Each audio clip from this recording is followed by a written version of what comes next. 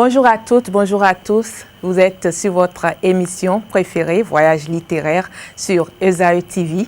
Aujourd'hui, nous nous intéressons aux genres littéraires du théâtre et l'auteur du jour, c'est Jean-Paul Toto.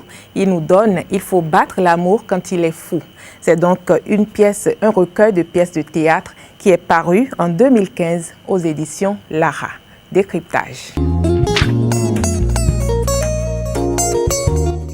L'ouvrage « Il faut battre l'amour quand il est fou » est constitué de 5 pièces de théâtre.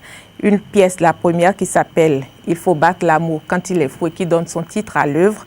La mort du passé, des affections solennelles, folie tertiaire et immigritude. Cette chronique est consacrée à la toute première pièce de l'œuvre « Il faut battre l'amour quand il est fou » donc.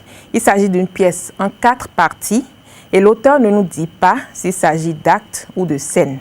C'est avant tout un drame qui relate les conséquences des rivalités entre deux sœurs qui convoitent le même homme et comme l'on pouvait s'y attendre, l'une décide d'assassiner l'autre par le biais de son amant. Cependant, au-delà de cette histoire de mœurs, Il faut battre l'amour quand il est fou est une pièce politique qui dépeint l'échec de la démocratie tropicale.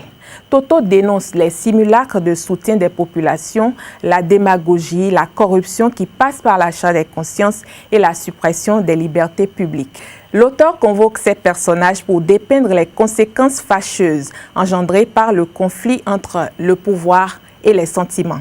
Le personnage Fatou, telle la Lucrèce Borgia de la pièce de Victor Hugo, ne recule devant aucun scrupule pour assouvir sa volonté de puissance.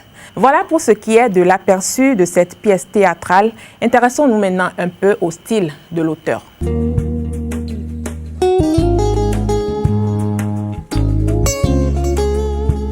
Dans cette pièce de théâtre, l'auteur Jean-Paul Toto fait montre d'une belle maîtrise des codes du genre théâtral avec l'usage remarqué de la distanciation qui fait qu'à la fin de l'œuvre, le spectateur ou le lecteur qui vient de suivre une histoire de manipulation se retrouve lui-même manipulé.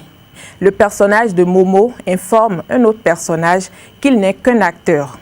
La langue est sobre et belle. Toto use avec parcimonie des didascalies, des indications scéniques, ce qui laisse donc une plus grande liberté au futur metteur en scène de la pièce. L'œuvre est émaillée de rebondissements, de quiproquos, tout ce qui fait la recette d'une belle pièce de théâtre.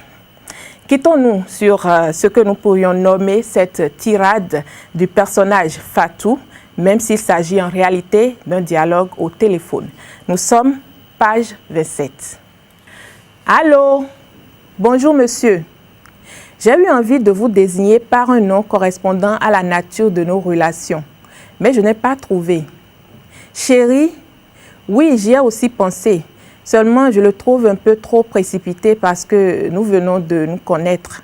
De plus, ce serait prétentieux de ma part de réduire un ministre de votre rang au rang de chéri, juste pour avoir flirté avec vous une seule fois. Chéri, vous insistez? D'accord, c'est retenu. Le tutoiement aussi? Je reprends. Bonjour chéri, je t'appelle pour m'assurer que tu seras là. Je m'inquiète, du moins j'impatiente, vu que le temps engendre déjà l'heure fixée. Ah, je vois, le conseil des ministres. Tu viens d'en sortir. Je m'en doutais. Je te rappelle mon adresse. Rue Tendresse, Maison Joyeuse et Bail et compagnie, appartement 14. Tu ne tarderas plus à venir, j'espère bien. Je t'attends de cœur ferme. Voilà, mesdames, messieurs, pour cet extrait de la pièce de ce numéro, de ce voyage littéraire. Vous avez aimé? Faites-nous savoir par vos commentaires. En attendant la semaine prochaine pour un autre numéro.